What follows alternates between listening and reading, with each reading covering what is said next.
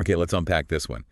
The highly anticipated Hyundai Elantra 2026. Yeah, definitely getting a lot of attention. So we're going to dive deep into all the info we've got, look at the specs, the design, basically give you the clear insights on what makes this new generation tick, and importantly, how it stacks up.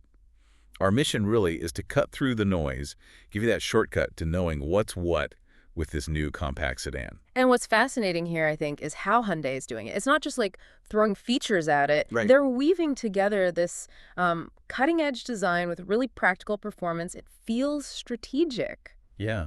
How so? Well, it's not just an update, It looks like a calculated move to kind of redefine the segment a bit. Challenging the big names? Directly, yeah. They're making advanced stuff feel almost standard. That's creating buzz, especially globally.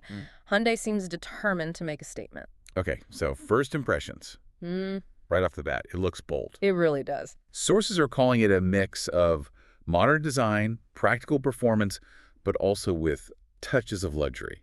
It sounds like it's aiming high. Exactly. And like I said, it's strategic. Think about the competition. The Corolla 2026, Civic 2026, Kia Cerato 2026. The usual suspects. Right. Hyundai seems to have engineered this Elantra to be a really serious contender, not just, another car on the list. Let's talk about that look then, that bolder design. Yeah. The wide front grille is pretty dominant, isn't it? Oh, yeah, it gives it a very distinct face. Almost aggressive, maybe. Yeah, and the aerodynamic lines sweep back, adding to that sporty look. You think that's a risk in this class? Or is it smart? I lean towards smart. It visually separates it from the, let's say, more conservative options. It's clearly aiming for younger feel, maybe more dynamic. Okay. And that carries through inside, too. There's a big emphasis on blending advanced technology with daily comfort. So the tech side, what are we talking? You've got a big central touchscreen, 10.25 inches on the higher trims. Still a good 8 inches on the basic ones. Pretty standard now, but good sizes. Exactly.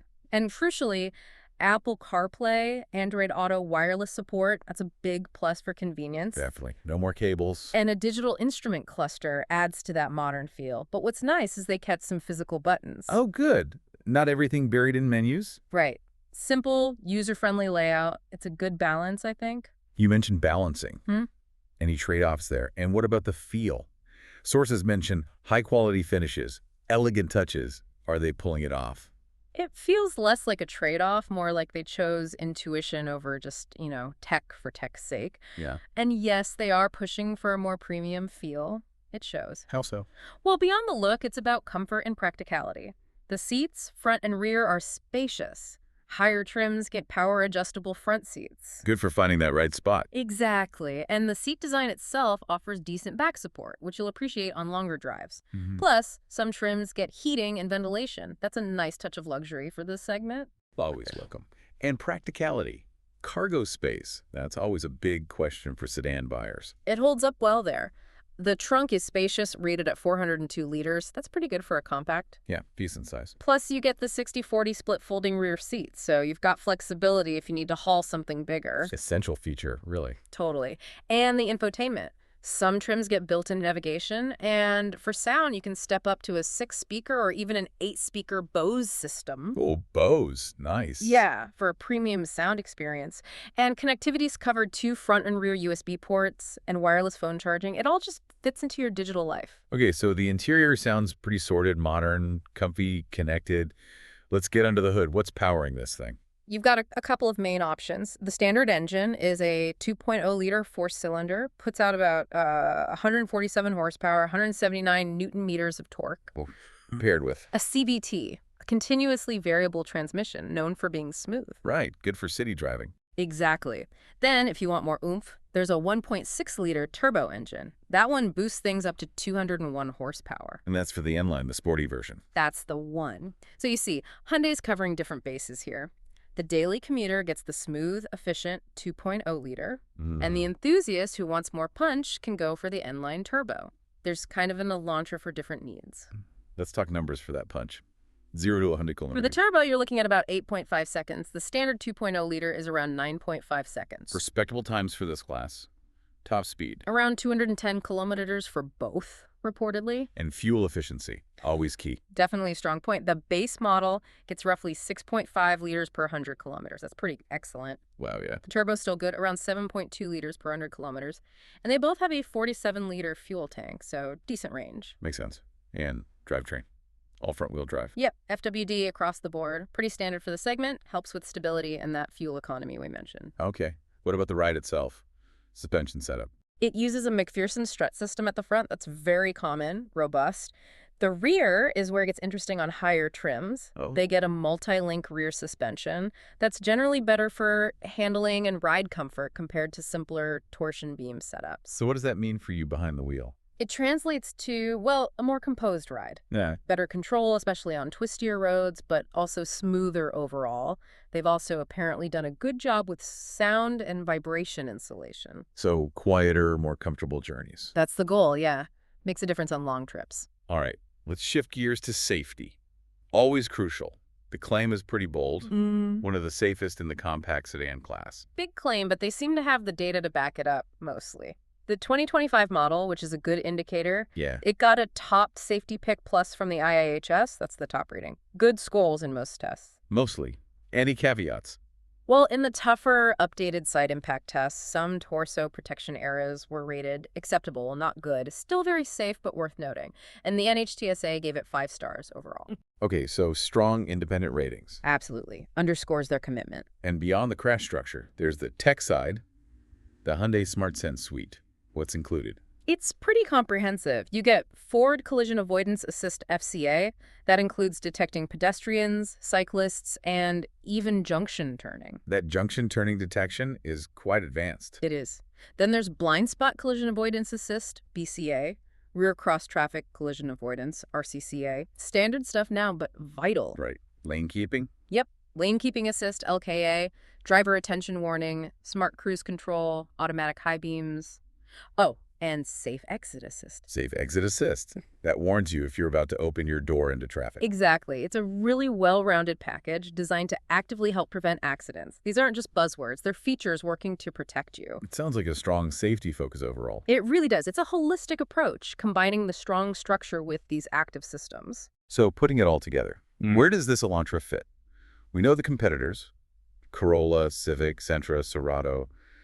It's tough competition. Very tough. Pricing becomes absolutely critical here. So what are we looking at? Ballpark figures. These are just estimates, remember, but in the U.S., maybe $23,500 up to $31,500 for non-hybrids. Hybrids probably starting north of $31,000. Okay, and other regions? In Egypt, think around $1,025,000 to $1,210,000 EGP. In Saudi Arabia, roughly $93,150 SAR. Gives you an idea. And you've got different trim levels to hit those price points, right? Exactly. There's the SC, that's your entry point. SEL adds more comfort stuff. Limited is the more luxurious one with the Bose sound. And the sporty one. The M-Line with the turbo engine. Plus the hybrid for maximum fuel efficiency. So choices depending on your budget and what you prioritize. And warranty.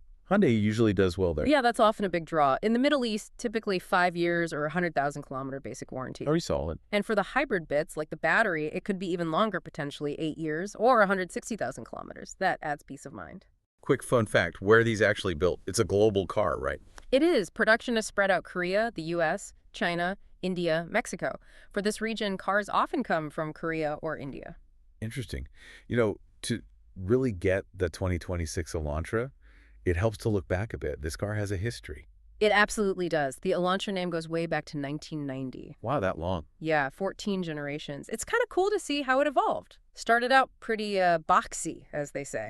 Yeah, 90s designs. Right. But it's adapted through the 90s, 2000s, 2010s, constantly changing. Now it's this sleek, efficient thing packed with tech. So this long history of adapting, of innovating, that must inform the 2026 model. Definitely. You see that continuous drive to improve, to stay relevant. It wasn't an overnight success. It was built over decades. Okay, so let's try and balance things out, pros and cons. What are the big wins for the Elantra 2026 based on our deep dive? Well, the styling is a big one. That elegant, sporty exterior. Inside, it's spacious, comfortable. The tech, both infotainment and safety, is advanced. Fuel efficiency looked great too. Excellent fuel efficiency, yeah. Diverse engine choices are a plus. And that long Hyundai warranty is always a strong point. Okay, now the flip side. Potential drawbacks people should be aware of. The sporty roofline does cut into rear headroom a bit, especially for taller folks. Right, that sloping design. Yeah, sound insulation is generally good, but maybe just average at high speeds compared to the very best in class. Some road noise might creep in. Okay. The base 2.0-liter engine, while fine for most, isn't going to feel super energetic if you're used to turbos. Acceleration is adequate, not thrilling. Fair enough. Anything else? Lower trims might have more noticeable hard plastics inside, which slightly impacts that premium feel they're aiming for. Understandable at the price point, maybe? Possibly. And finally, depending on the market, maintenance costs or parts might sometimes be a bit higher than for some Japanese rivals. Just something to check locally. Right, good points to consider. Okay, we've covered a lot of ground today. Let's try to boil it down. Standout nuggets of knowledge from this Elantra 2026 deep dive. I think the big picture takeaway is this feels like Hyundai trying to push beyond just being the value option. Interesting take. Yeah, it's like they're challenging perceptions. It's aggressive, stylish, packed with tech. It feels like they want this Elantra to be seen as genuinely desirable, maybe even a bit aspirational in its class, without that huge premium price tag. A statement piece, almost. Kind of, yeah. A statement about where Hyundai sees itself going. It's a compelling mix of style, tech, safety, and efficiency. Makes it a really strong contender.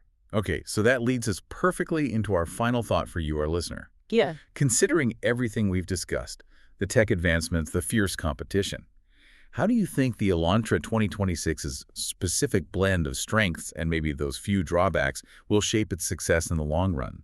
How will it fare against those established giants like Corolla and Civic? Yeah, it's a great question. We'd love to hear your thoughts. Definitely. Drop them in the comments below if you have questions, thoughts, anything. Yeah. One of our team will jump in and respond. And hey, if you found this deep dive useful, Which we hope you did. please hit that like button. Consider subscribing for more deep dives like this, and maybe share it with friends who are car shopping or just interested in this stuff. We've put links to all the sources and a full review in the description and the pinned comment. And for the very latest updates, you can follow us on our WebFab channel. It's called Cars Press. Thanks for tuning in. Yeah, thanks everyone. Until next time.